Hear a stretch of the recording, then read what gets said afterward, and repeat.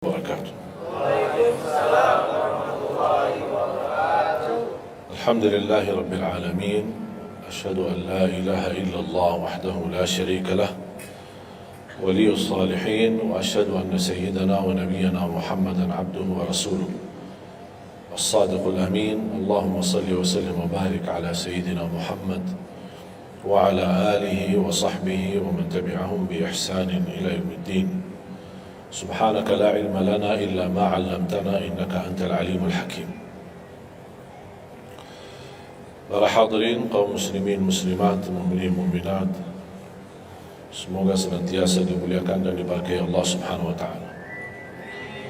Dalam kesempatan yang singkat ini, saya ingin mengingatkan beberapa amalan.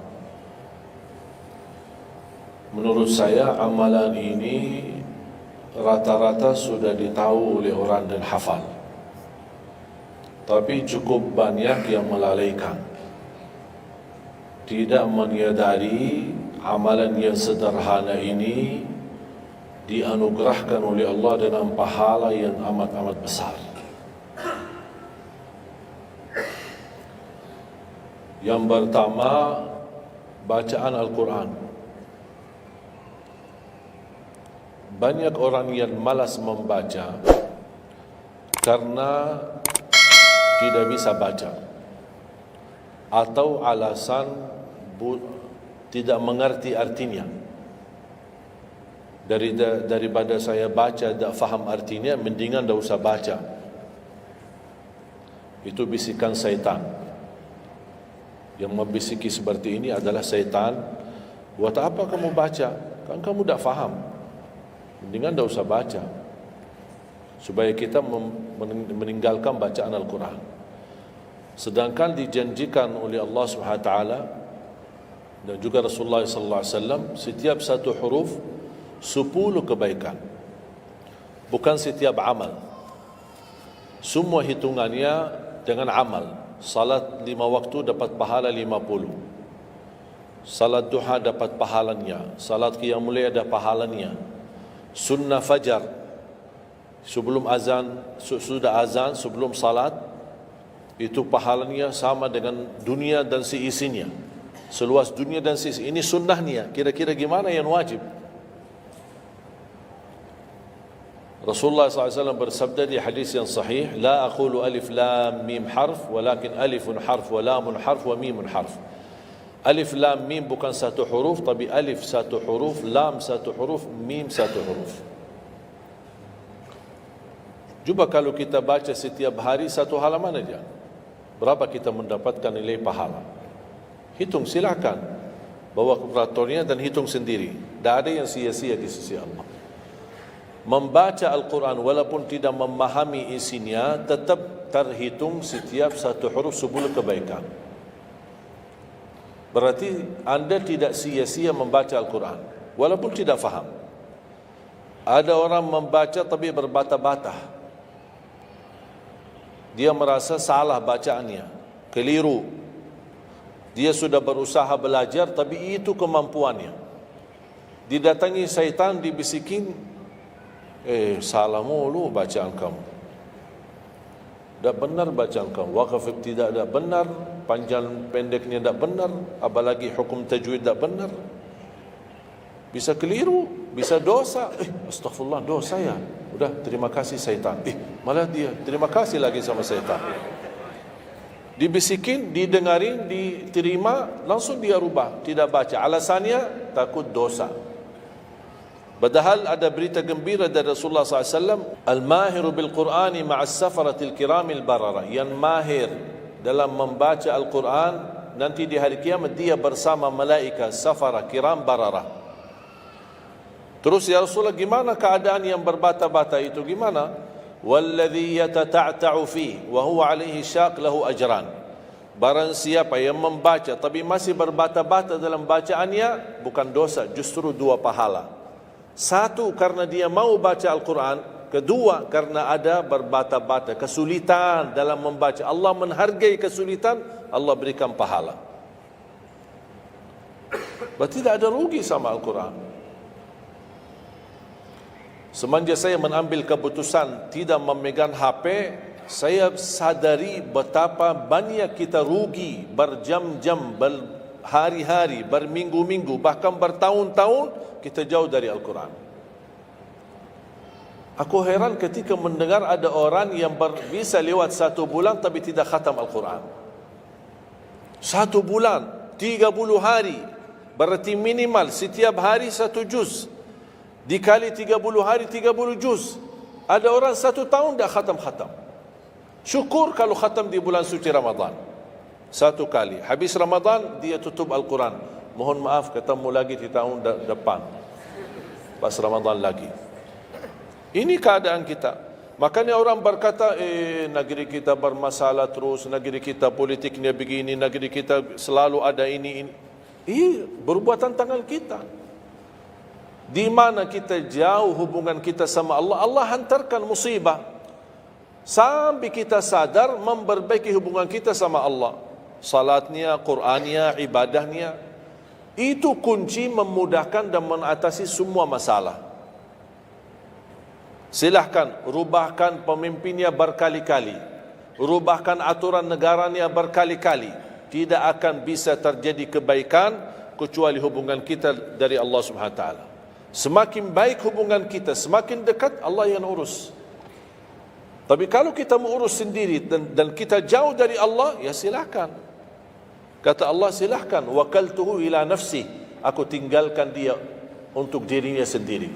Dan siapa kira-kira yang bisa mengurusi dirinya kalau bukan bertolongan Allah Subhanahu Wa Taala?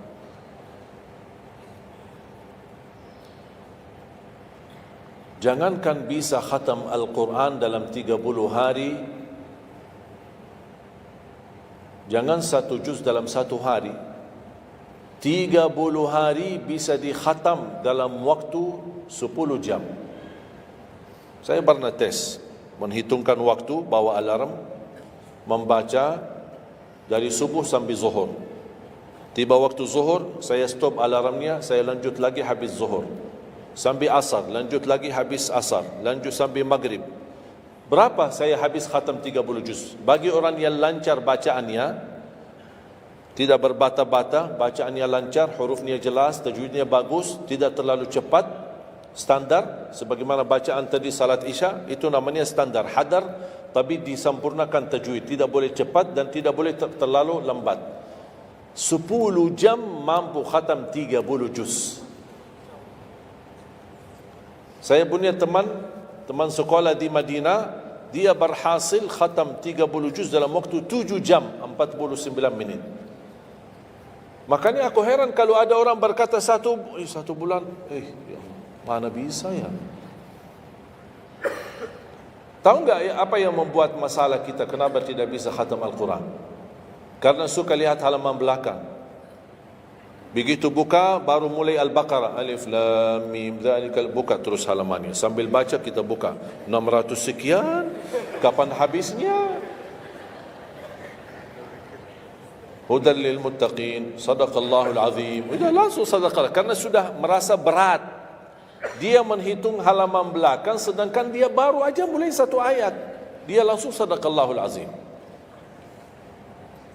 Syaitan tidak mungkin dan tidak senang melihat kita sering membaca Al-Quran. Kalau orang dulu susah baca Al-Quran, wajar, karena susah menemukan Quran. Zaman sahabat cari kulit unta untuk tuliskan ayat yang Allah turunkan. Ada potongan ayat di Sayyidina Utsman, ada potongan ayat di Sayyidina Abu Bakar, ada potongan ayat di sana sini. Coba kumpulkan, susah. Makanya semuanya larinya kepada sahabat yang begitu datangnya wahyu, mereka langsung mendengar dari Rasul, langsung bisa hafal. Seperti Sayyidina Ubay bin Ka'ab radhiyallahu an, Zaid bin Thabit radhiyallahu an, Anas bin Malik radhiyallahu an, Uthman bin Affan. Jadi mereka datangin para penghafal Quran. Dah ada mushaf, dah ada Quran, dah ada HP bisa download Al-Quran 30 juz. Gimana? Tapi mereka tidak pernah tinggalkan Al-Quran. Bahkan ada di antara sahabat yang setiap malam tahajudnya khatam 30 juz dalam 1 tahajud. Cuba bayangkan, kira-kira alasan kita apa? Quran sudah di mana-mana, dalam segala terjemahan, warna-warni, tajwid, semua ada. yang bagus, yang besar. Maaf, mata saya ada yang besar, ada segede meja ini, ada. Susah menemukan. Alhamdulillah HP bisa sekarang isinya 30 juz, bisa dibawa kemana-mana, tak usah pusing mencari Al-Quran. Semua kemudahan, semestinya kita mampu mengalahkan sahabat Rasul, karena kita semua fasilitas ada. Apa yang kita mau bilang sama Allah? Ada seorang, mungkin Bapak Ibu pernah nonton di acara Hafiz Indonesia, namanya Kaila, buta. Dia setiap hari, saya tanya, kamu berapa murajaah bacaan Quran setiap hari? 5-7 juz. Buta, 5-7 juz. Saya kaget, tak panyakan, kan kasihan kamu.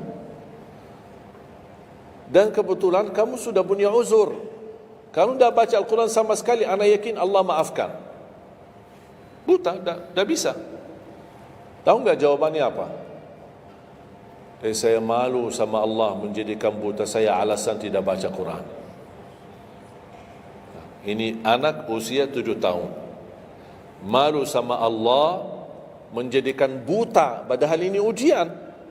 Butanya dari Allah, bukan dari dirinya. Tapi dia malu menjadikan buta itu alasan tidak baca Quran. Pertanyaan saya, alasan antum apa? Apa alasan? Sibuk, belum ada waktu. Ya, saya maklum, belum ada waktu. Memang dunia ini bikin stres, makanya tidak ada waktu. Saya nasihatkan mulai hari ini, jangan kasih Al-Quran sisa waktumu. Dalam istilah, kalau ada sisa waktu, insya Allah saya baca Quran. Kalau itu niatnya, tidak bakalan. Tapi tolong utamakan Al-Quran dalam sehari-harimu.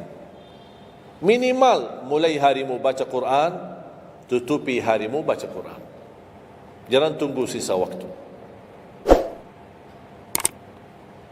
Wallahi Al-Quran keberkahannya luar biasa. Kesumbuhan, petunjuk, keberkahannya, menjaminkan ke surga, selamat siksa neraka, selamat dari siksa kubur. Banyak anugerah.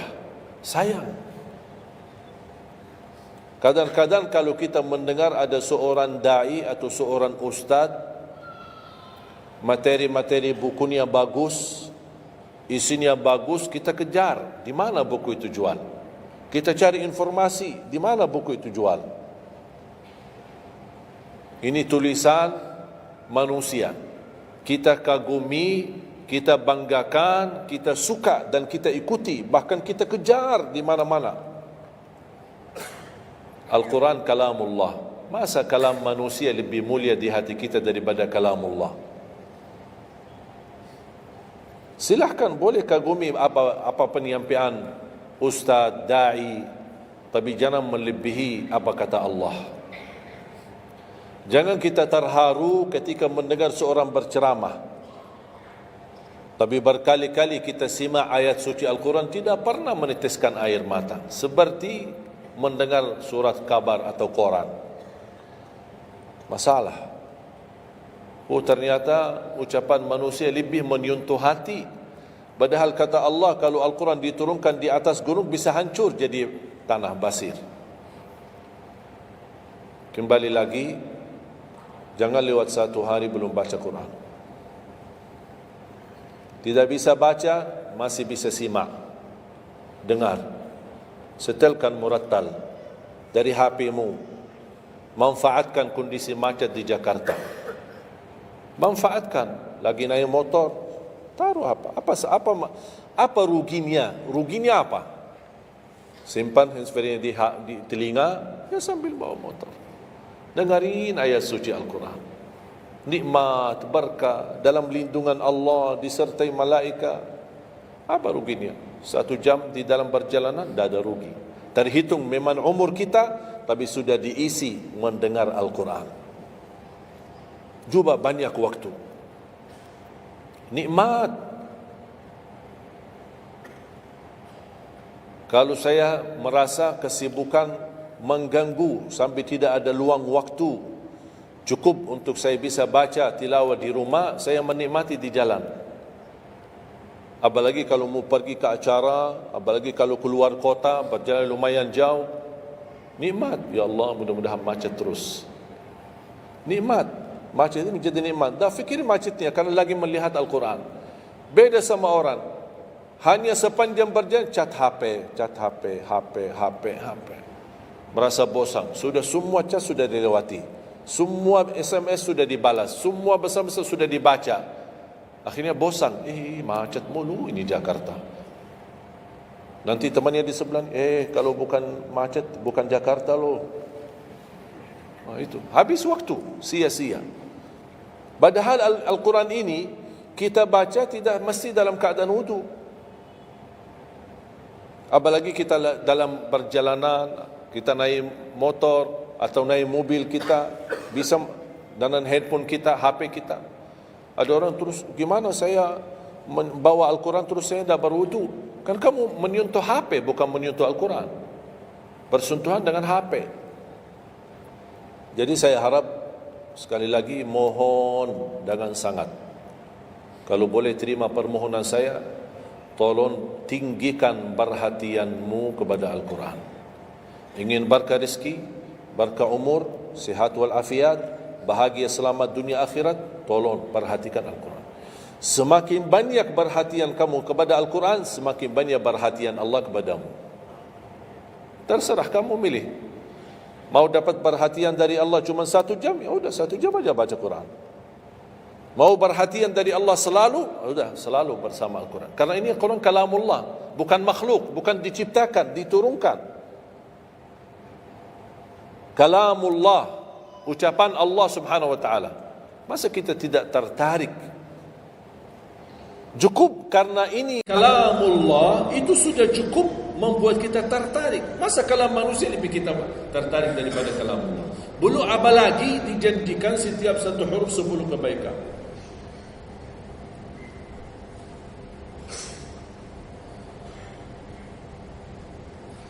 Kira-kira siap? Minimal mulai harimu baca Quran, tutupi harimu baca Quran. Habis bangun, sebelum beraktivitas baca. Baca apa? Bebas. Boleh tak saya baca sampai khatam tapi saya tak faham isinya? Boleh. Tetap dapat pahala setiap satu huruf sebelum. Baca sampai mempelajari isi maknanya, memahami maknanya, lebih besar lagi pahalanya. Membaca, memahami, menhayati lagi, lebih besar lagi pahalanya. Membaca, memahami, menhayati, menamalkan, lebih besar lagi. Kalau tidak bisa meraih semua pahala itu, ya paling minimal pahala bacaan. Kalau saya tidak dapat meraih pahala menhayati, pahala memahami, pahala menamalkan, apalagi saya orang awam tidak begitu mengerti apa yang semestinya saya amalkan, la yukallifullahu nafsan illa wus'aha. Amalkan sesuai kemampuan. Ada pelajaran ayat yang dibacakan tadi, kita bisa ambil maknanya, kita mengambil kesimpulannya. Jangan kita menjadi seperti golongan yang datang hari kiamat malah minta tolong diselamatkan oleh Allah dari neraka.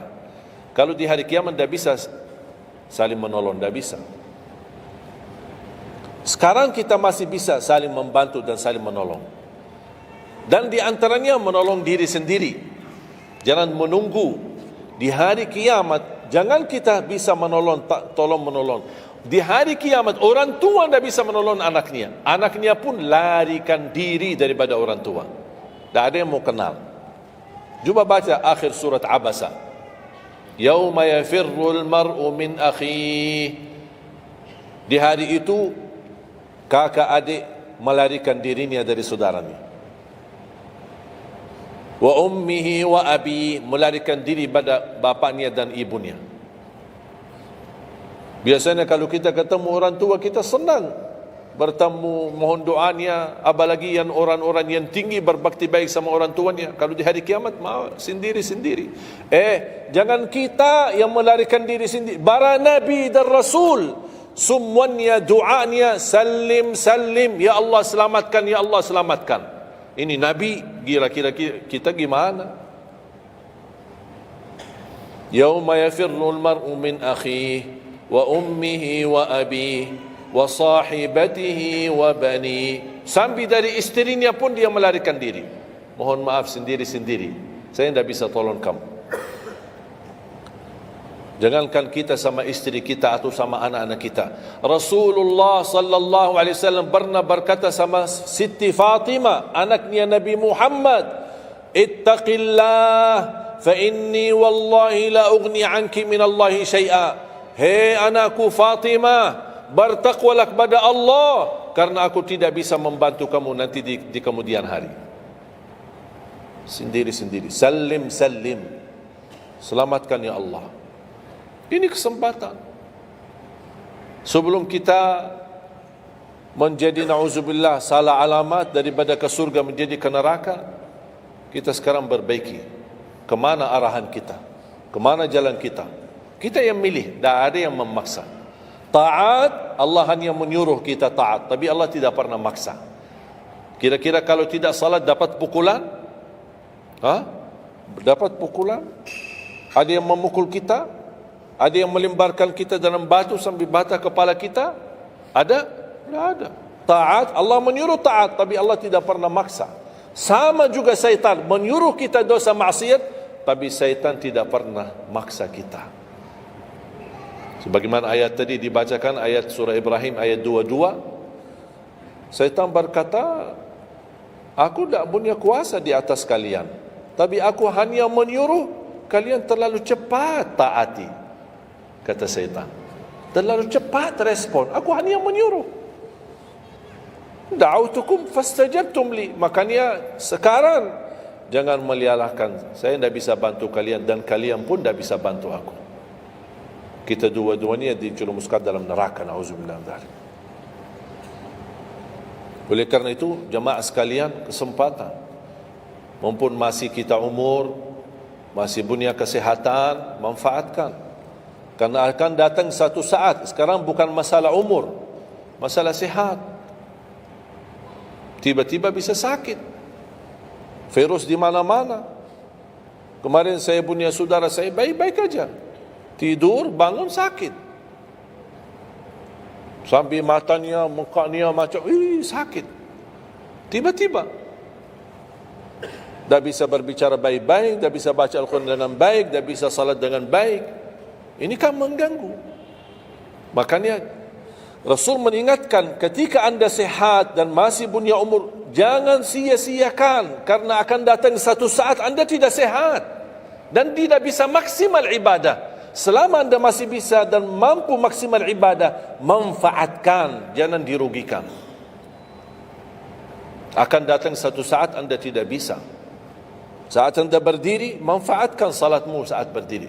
Besok akan datang satu saat anda tidak bisa berdiri. Bahkan ada orang yang ingin sekali sujud, tapi dia bisa karena sakit lutut. Dia tidak bisa lipatkan kakinya, tidak bisa sujud. Betapa banyak orang yang merugi ketika dia sehat, dia tidak memanfaatkan dan menikmati ibadahnya. Yang kedua, doa azan.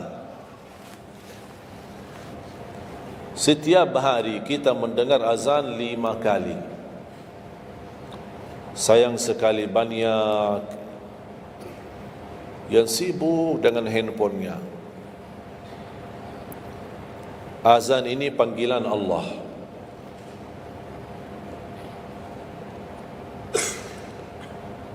Barang siapa, kata Rasulullah SAW, mengikuti perkataan muazzin, artinya muazzin mengucapkan Allahu Akbar, Allahu Akbar, kita ucap Allahu Akbar, Allahu Akbar. أشهد أن لا إله إلا الله أشهد أن لا إله إلا الله أشهد أن محمد رسول الله أشهد أن محمد رسول الله.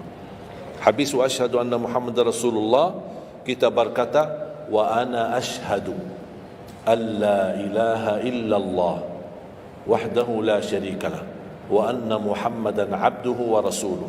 Raditu billahi rabba wa bi Muhammadin nabiyya wa bil islami dina, sebagaimana diriwayatkan Imam Muslim.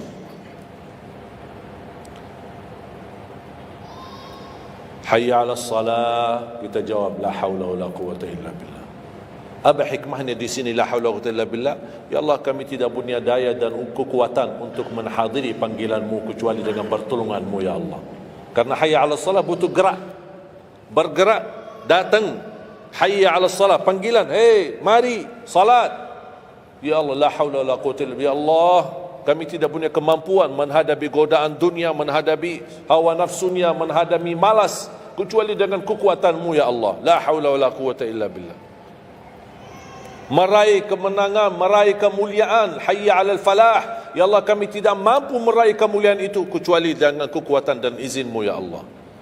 Allahu Akbar, Allahu Akbar, kita ucapkan Allahu Akbar, Allahu Akbar. La ilaha illallah, kita ucapkan la ilaha illallah. Habis itu apa? Apa kata Rasulullah SAW di hadis yang diriwayatkan Imam Bukhari? Thumma salla alayya, selepas itu dia bersalawat kepada Nabi Muhammad. Allahumma salli ala Muhammad wa ala ali Muhammad. Bagi Sayyiduna boleh, tidak bagi Sayyiduna boleh. Selepas itu doa, Allahumma rabb hadhihi ad-da'wati at-tammah was-salati al-qa'imah ati Muhammadan al-wasilata wal-fadilah wab'athhu maqaman mahmudan alladhi wa'adta. Ini ucapan yang saya sampaikan di Sahih Bukhari.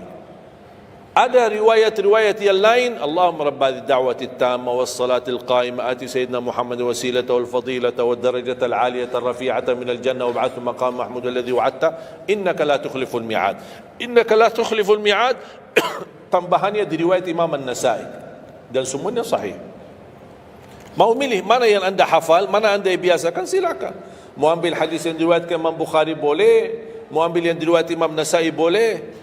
Asal jangan sampai begitu dengar azan tidak mengikuti muazzin dan sia-siakan doa itu. Padahal doa sederhana. Siapa yang tidak hafal?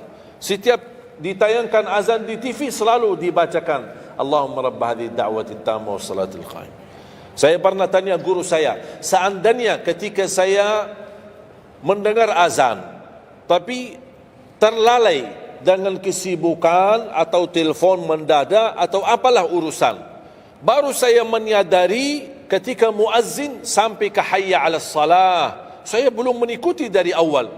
Gimana caranya biar saya tidak rugi dalam pahala? Kata guru saya, ulang sendiri dari awal. Allahu Akbar, Allahu Akbar, Allahu Akbar, Allahu Akbar. Asyhadu an la ilaha illallah, asyhadu an la ilaha illallah, asyhadu anna Muhammadar Rasulullah. Sampai mendapat mengikuti muazzin dalam sisa azannya. Begitu selesai baca doa yang saya tadi sampaikan. Apa kata Rasulullah?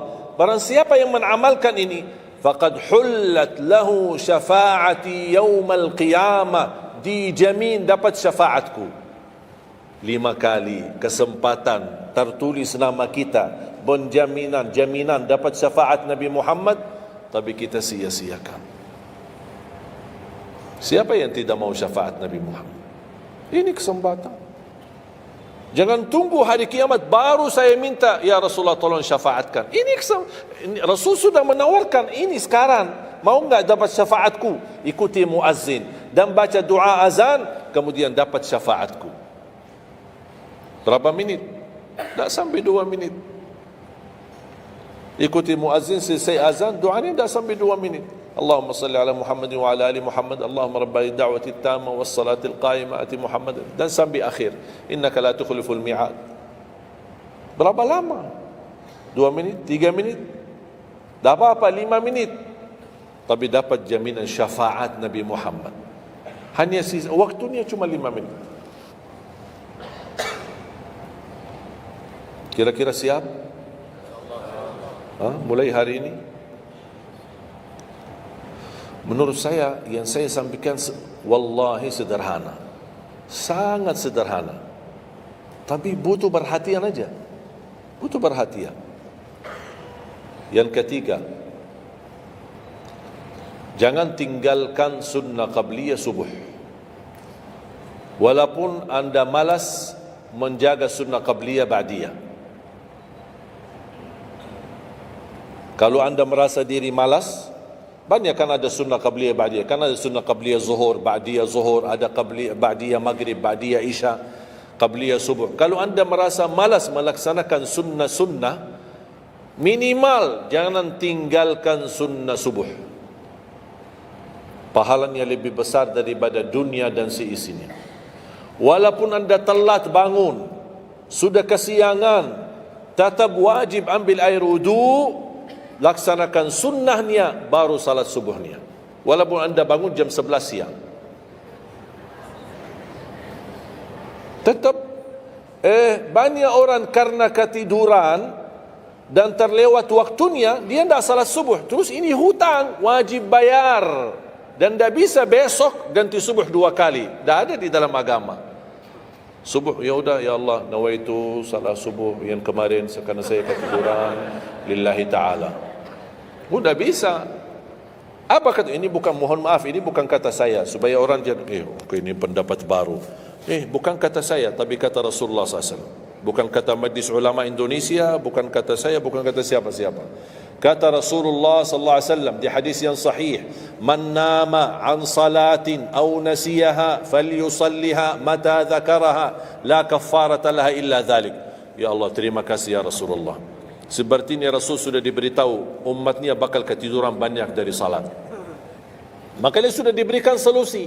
Seandainya ketiduran, ini juga kata Rasulullah, man nama an salatin, silahkan nanti anda pas pulang buka di Google, biar lihat sanad hadisnya ni. Oh, Syekh Ali kau bawain hadis yang dah benar ni. Silahkan. Tahu, kenal enggak Syekh Google? Syekh Google kenal? InsyaAllah semua ilmu dia tahu. Tinggal masukin aja. Barang siapa yang ketiduran dari salat, hadis. Terus klik, dia keluar. Semua dasarnya apa itu dijelaskan. Semua. Mu bahasa Arab ada, mu bahasa Indonesia ada, mu bahasa Inggris pun ada. Syekh Google hebat. Man nama an salatin aw nasiyaha falyusalliha mata dzakaraha la kafarata lahu illa dzalik. Barang siapa yang ketiduran, coba ketiduran. Tidur menurut ulama dianggap uzur. Pernah istri saya ketika saya keluar kota, dia hubungi dan dia bangun kesiangan, kira-kira jam 8. Dia telefon dengan nangis-nangis. Kenapa nangis? Sakit? Enggak, ketiduran tadi subuh. Ya udah, ambil air wudu, salat subuh. Rasulullah aja pernah ketiduran dari salat subuh. Yang tidak boleh, jangan terlalu sering. Kalau sekali-kali karena sakit, terlalu lelah, capek, Allah maklumlah kita manusia lemah. Tapi jangan setiap hari ketiduran. Ya Allah, maaf ketiduran ya. Kira-kira di jam kantor, kalau setiap hari kita telat, alasannya, ya maaf bos, ketiduran. Besok lagi alasan yang sama, maaf ketiduran. Besok lagi alasan yang sama. Kira-kira gimana? Dipecat enggak? Dipecat. Malu kita, sama manusia aja tidak berani kita dengan alasan yang sama, kita selalu itu aja. Masa sama Allah kita berani? Sekali-kali boleh uzur. Capek, sakit, sekali-kali, tapi jangan terlalu sering. Ketika kita bangun jam berapapun wajib laksanakan, karena kata Rasulullah tidak ada kafarah yang lain. Tidak ada kata ganti dengan uang atau ganti dengan sedekah atau ganti dengan, tidak bisa. Tunaikan. Falyusalliha, kata Rasulullah, falyusalliha, segerakan salat itu jam berapapun, walaupun kesiangan.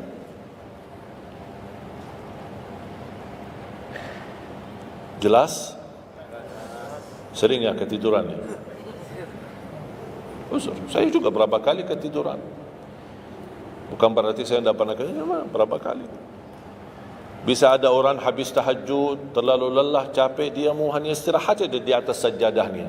Pas bangun sudah jam 7. Padahal Masya Allah tahajud. Semangatnya tahajud tapi ketiduran salat subuh. Makanya ini harus disesuaikan kemampuan.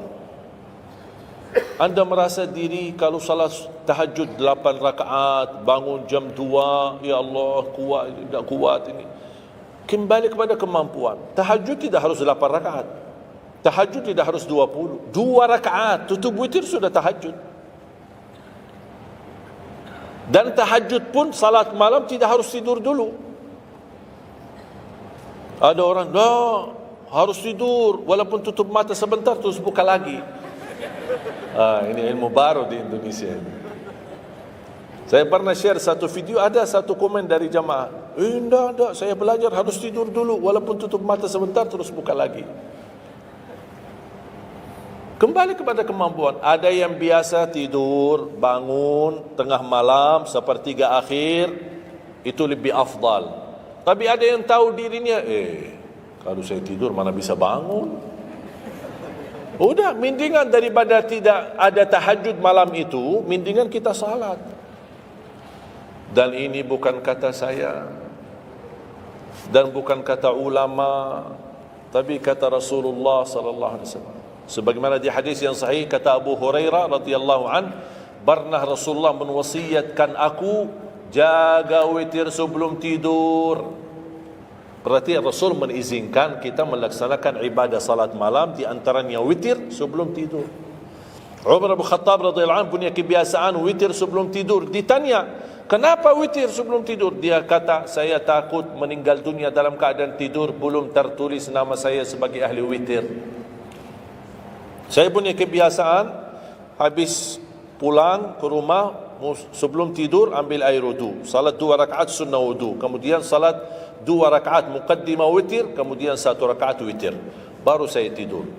Kalau dapat bangun lagi, alhamdulillah bisa tahajud, tapi tidak boleh witir lagi karena sudah witir duluan. Sudah faham? Sederhana enggak Islam ini? Sederhana. Banyak orang yang berkeinginan tahajud, berkeinginan salat witir, tapi kan harus tidur. Saya orang yang berat tidur. Kalau saya tidur mana bangun lagi? Udah, kesempatan bisa anda laksanakan sebelum tidur. Ada orang yang memang tidurnya aja akhir, jam 12, jam 1 baru dia bisa tidur. Ya mendingan daripada tidak salat malam sama sekali, mendingan salat dulu baru tidur. Dapat bangun, alhamdulillah. Tidak dapat bangun, sudah tertulis namamu, sudah salat, sudah ahli witir. Innallaha witir, yuhibbul witir, fa'autiru. Allah maha witir, Allah maha witir, Allah cinta witir, jagalah witir. Dan ini termasuk 2 sunnah yang Rasul tidak pernah tinggalkan, sunnah subuh sama sunnah witir. Sakit, sehat, mukim, di dalam kota, musafir, keluar kota, perang, aman, damai, tetap tidak pernah tinggalkan 2 sunnah itu, sunnah subuh sama sunnah witir. Itu kebiasaan Rasulullah SAW.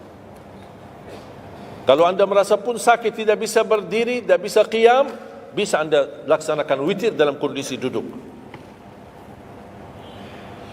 Yang terakhir, ayat Al-Kursi.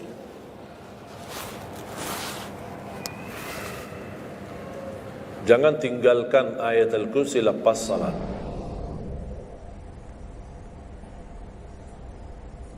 Jangan tinggalkan ayat kursi lepas salat. Salat wajib. Sama ketika mau tidur. Cuma 1 ayat.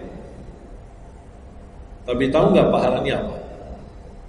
Kan habis salat kan ada zikir-zikir kan? Istighfar, tasbih dan yang lain-lain. Di antaranya baca ayat kursi. Tahu enggak pahalanya apa? Ada yang pernah baca pahalanya apa? Barang siapa yang membaca ayat Al-Kursi setiap habis salat fardu, Laisa bainahu wa bainal jannati illa an yamut. Tidak ada sesuatu yang mampu menghalanginya masuk surga kecuali menunggu mati. Cuma baca ayat kursi. Dan ketika mau tidur, lagi buru-buru, ada meeting, ada rapat, ada urusan mendadak, habis salat, astaghfirullah, astaghfirullah, astaghfirullah, Allahumma antas salam wa minkas salam, sampai selesai, langsung baca ayat kursi. Terus subhanallah itu yang lain-lain gimana? Dapat apa? Sambil jalan naik motor, subhanallah, subhanallah, subhanallah, subhanallah, sambil jalan. Subhanallah ada riwayat 33, ada riwayat 25, ada riwayat 10, minimal 10. Subhanallah 10 kali, alhamdulillah 10 kali, Allahu Akbar 10 kali. Itu yang paling sederhana. Saya bagikan ini, biasanya kalau saya isi di kementerian atau di pejabat, saya kasih zikir-zikir begitu. Pak, subhanallah cuma 10 kali. Biasanya kita tahu 33. Lah ini khusus buat pejabat. Yang penting zikir supaya jangan tinggalkan. Zikir. Banyak orang sibuk, mendadak ada urusan, udah zikir. Subhanallah cuma 10 kali. Subhanallah 10 kali, alhamdulillah 10 kali, Allahu Akbar 10 kali. Itu paling cepat. Subhanallah. Ternyata di dalam agama ada yang juga hemat. Hemat sederhana tapi pahalanya tetap besar dan dikurangi. Tidak ada pahala yang hemat. Semuanya pahala sempurna, semuanya pahala agung, sempurna dan luar biasa dahsyat balasan Allah Subhanahu wa taala. Makanya jangan disia-siakan. Yang sederhana ini, makanya saya buat buku 20 amalan ringan tapi pahalanya sangat menakjubkan. Karena selama saya di Indonesia, saya sudah tahu prinsip orang Indonesia. Orang Indonesia tidak suka yang ribet-ribet. Yang ribet-ribet tidak suka. Yang susah-susah tidak suka. Orang Indonesia mau mudah yang ingat, mudah dihafal, mudah diamalkan dan masuk surga. Itu orang Indonesia. Ya, jadi yang susah-susah, iya, gimana ini suruh baca 1000 kali? Mana ada waktu 1000 kali? Baca ada sudah 100 kali, udah ngantuk. Saya kasih yang sederhana. Kenapa saya kasih? Karena kemampuan beda-beda. Ada yang tekadnya tinggi, kemampuannya luar biasa dahsyat, bisa ribuan kali dia berzikir, dia silakan. Tidak ada yang melarang kita berzikir, bebas berapapun. Tapi ada yang malas. Udah. Jadi alhamdulillah di dalam ajaran Islam kita ada malas ya ini malas. Makanya saya bikin 20 amalan dan ini buku 20 amalan ringan. Pahalanya sangat menakjubkan. Pahalanya sangat besar walaupun amalannya ringan, mudah, sederhana. Dan buku ini hanya laku di Indonesia, tidak laku di Arab. Karena cocok dengan budaya Indonesia, saya sudah hafal. Sama dengan bacaan. Mohon maaf tadi kepanjangan insya-Allah. Pas begitu saya ingat merindukan kota Madinah, suasana Madinah. Pas di rakaat yang kedua saya, ini saya di Indonesia. Makanya saya tidak jadi panjang rakaat kedua, biar lebih cepat. Karena memang budaya ini tidak bisa panjang-panjang, lama-lama tidak bisa. Kalau kulhu bisa dibagi dua, terima kasih. Kita lihat tarawih kan salah satu contoh tarawih. Walaupun 23 rakaat jumlahnya banyak, tapi ayatnya pendek. Al-Hakum qul al-'asr qul al-humazah qul. Ini budaya. Kita kan hormati budaya, harus belajar. Walaupun sekarang ada beberapa masjid yang panjang, yang kembali kepada kemampuan, tapi tidak boleh saya menyalahkan. Ada orang yang suka, ada saya mau yang qul ya udah sana. Masih qul di sana, masih kita kan. Yang penting kita bisa jaga salat.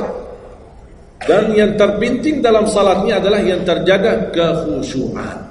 Bukan masalah jumlahnya, bukan masalah kepanjangannya, tapi kekhusyuan. Tumaknina, karena tumaknina rukun dalam ibadah salat. Sama seperti rukun qiyam, rukun baca al-Fatihah. Tumaknina. Apa itu tumaknina? Ketenangan dalam salat. Bacaannya tenang, gerakannya tenang. Bukan kejar-kejaran. Imamnya baru baca Al-Fatihah, sudah amin. Imam makmum belum selesaikan ini, terus dikejar imam. Imam Allahu Akbar, sami'allahu hamdah, Allahu Akbar, Allahu Akbar, Allahu Akbar. Imam makmum jadi kasihan. Kejar, dia tidak bisa baca. Makmum, wallahi makmum tidak bisa baca apa-apa. Hanya fokusnya bisa kejar imam. Yang penting jangan sampai tertinggal imam. Yang saya fikirkan, kasihan yang tua-tua, bapak-bapak. Gimana yang bapak-bapak? Kalau yang muda-muda masih bisa kejar imam, terus yang bapak-bapak gimana? Setiap gerakannya batuk 10 kali. Rukuk batuk lagi, sujud batuk lagi. Karena pelan-pelan gerakannya. Saya pernah ada satu kejadian ketika masuk salah satu kampung, kita lewati, saya mampir, samping saya ada bapak lumayan tua, gerakannya juga pelan-pelan. Yang saya kasihan, Imam Allah, saya suka pas ketika takbir, Allah, Bismillahirrahmanirrahim, barusan enak, takbirnya enak, bacanya kenapa enggak? Ini pelan-pelan aja, santai aja, santai. Walaupun baca satu ayat bukan masalah berapa banyak bacaannya, yang penting kekhusyuan, tumanina, karena rukun tumanina. Allahu Akbar, sami Allahu hamdan. Saya lihat bapak ini yang sebelah saya masih bisa kejar imam. Bapak ini dah kejar-kejar. Imam sudah rukuk, bapak belum rukuk. Begitu imam sami Allahu hamdan, bapak dah jadi rukuk, diikut sami Allahu hamdan. Astagfirullahalazim. Pas sujud, kita sudah sujud 2 kali, bapak kan pelan-pelan sambil batuk. Terus dia turun sujud. Pas dalam kondisi sujud, kita sudah berdiri, bapak kan baru dia turun, dia berdiri lagi. Astagfirullahaladzim. Pas di rakaat yang kedua, saya megang tangannya, Pak, kita pulang aja deh. Biar bapak salat di rumah. Kasihan bapak tidak bisa salat, tidak bisa ruku, tidak bisa sujud, tidak bisa apa-apa. Makanya tumanina bukan wajib, bukan sunnah, tapi rukun dalam salat, dan tidak sah walaupun salat sunnah. Tidak sah salatnya seorang kalau dia tidak membawa tumanina. Tidak sah. Disiarkan, di-sharekan, diviralkan, dia bilang ada 23 rakaat 7 menit. Menurut saya tidak usah panjang lebar dibahas. Tidak sah, sudah selesai. Karena meninggalkan, sama dengan orang salat tapi tidak baca Al-Fatihah. Kira-kira sah tidak? Tidak sah. Gimana kira-kira bacaan Al-Fatihah? Oleh karena itu jemaah sekalian, mari kita sama-sama, apalagi tidak lama lagi kita menyambut bulan suci Ramadan. Saya harap kita mencintai budaya kita, mencintai negeri kita, tapi harus hal yang perlu diluruskan, harus diluruskan. Apalagi yang terkait ibadah salat, tarawih. Tidak masalah masjid 11 rakaat, ada masjid 23 rakaat, jangan ribut. Tidak masalah. Yang mau 11 silakan, yang mau 23 silakan. Yang penting kita bisa melaksanakan salat dengan baik. Apalagi alhamdulillah sudah sekarang muncul banyak para imam-imam, pemuda-pemuda yang bacaannya merdu, yang bacaannya indah.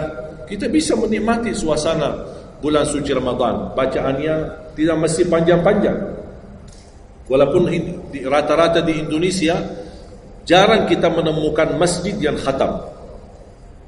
Dulu saya ingat waktu saya masih di Lombok, kita ingat salat tarawih khatam 30 juz, dan salat tahajud di 10 malam terakhir khatam lagi 30 juz.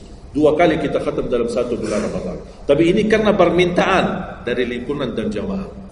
Kalau tidak ada permintaan susah. Apalagi orang baru datang. Saya sering memperhatikan orang baru datang kayaknya salah masuk masjid. Pas begitu melihat imamnya kepanjangan, masjid apaan? Mundur ke belakang. Bahkan saya pas ketika lihat ada makmum mundur, saya baru masuk. Bapak mau kemana? Mau ambil wudu lagi. Pas habis salat saya tarik kanan kiri, tidak ada. Ternyata ambil wudu di rumahnya. Jadi karena tidak semua bisa, makanya tidak boleh kita saling menyalahkan, tapi kita harus saling mengingatkan. Saling mengingatkan. Mari kita sama-sama menjaga ibadah yang benar. Mari kita sama-sama menjaga ibadah yang khusyuk, ibadah yang tumanina. Mudah-mudahan amalan-amalan yang saya sampaikan tadi, mudah-mudahan bisa diingat, bisa dihafal dan mudah diamalkan. Masih ingat kan? Atau perlu saya ulang? Amalan pertama, Quran. Minimal mulai harimu baca Quran, tutupi harimu baca Quran. Yang kedua, ikuti muazzin, sama juga disertai doa azan karena jaminan dapat syafaat Nabi Muhammad SAW. Yang ketiga, jangan tinggalkan qabliyah subuh sesudah azan. Walaupun anda bangun telat, melaksanakan salat subuhnya tetap didahulukan dengan salat sunnahnya. Terus yang keempat, Witir. Witir. Jangan lewat satu malam belum witir. Walaupun anda bisa laksanakan witir habis salat sunnah ba'diyah Isya atau sebelum tidur anda di rumah bisa laksanakan witirnya. Terus yang keenam ayat kursi setiap habis salat fardu. Mudah-mudahan insya-Allah amalan ini yang sederhana mudah-mudahan bisa kita jaga. Walaupun sederhana tapi saya yakin akan membantu menjadikan banyak perubahan dalam kehidupan kita. Akan bertambah keberkahan, ketenangan. Kita akan merasa jauh lebih sejuk, bahkan jauh lebih nikmat untuk kita beribadah. Baru saya ingat satu hal, sedekah. Kalau bisa, sedekah subuh. Pengalaman saya, dari semua pelajaran yang saya belajari, saya menemukan sedekah semua waktu baik. Jumat, waktu majlis ilmu, habis majlis ilmu, semua sedekah itu baik. Tapi saya menemukan sedekah subuh itu yang paling baik, yang paling dahsyat, yang paling cepat terkabul hajat kita. Kenapa sedekah subuh dahsyat? Karena setiap waktu subuh Allah turunkan malaikat, tugasnya cuma satu, mendoakan orang yang berinfak di subuh hari. Tidak usah payah dan susah cari orang miskin subuh hari. Mulai malam ini anda sediakan kotak amal dalam rumahmu. Atau anda bisa pinjam seperti kotak amal ini Darut Tauhid ya, ini bisa anda pinjam atau minta sama Darut Tauhid. Anda bisa simpan di rumah. Setiap habis subuh sebelum beraktivitas isi sedekah. Yang lebih dahsyat lagi, sedekah yang disertai doa. Karena wallahi terjamin doamu terkabul dengan wasilah sedekah subuh. Sakit, ya Allah, aku mohon dengan berkat sedekah ini sembuhkan penyakitku. Kalau orang tua yang sakit, doakan orang tua. Ya Allah, dengan berkat sedekah subuh ini sembuhkan orang tua saya. Mencari jodoh, mencari kerjaan, apapun masalah yang anda hadapi, masalah hutang, masalah apapun. Orang tua sudah meninggal, ya Allah aku mohon dengan berkat sedekah ini titipkan pahala sedekah ini untuk kedua orang tuaku. Apa saja, mau hafal Al-Quran, tapi kalau boleh saya usulkan satu kali sedekah fokus satu hajat. Jangan sedekahnya koin tapi doanya sampai terbit matahari. Malu sama Allah. Kelamaan doanya sambil malaikat tulis doanya, kelamaan. Banyak sekali doa. Satu kali doa, satu kali hajat, satu kali sedekah. Sesuaikan. Bukan Allah tidak bisa, Allah maha bisa menolong kita, tapi kita malu. Masa kita sedekah begitu saja tapi kita minta panjang lebar. Ya, tolong disesuaikan. Tapi rutin, wallahi dahsyat. Antum insyaAllah akan merasakan sedekah subuh, subhanallah. Setiap jamaah yang saya sampaikan, termasuk ada keluarga yang sudah lama menikah, tidak punya keturunan, saya memberikan amalan ini. Suami istri masing-masing mengamalkan, isi sedekahnya, ya Allah aku mohon dengan berkat sedekah ini karunialah kepada kami keturunan.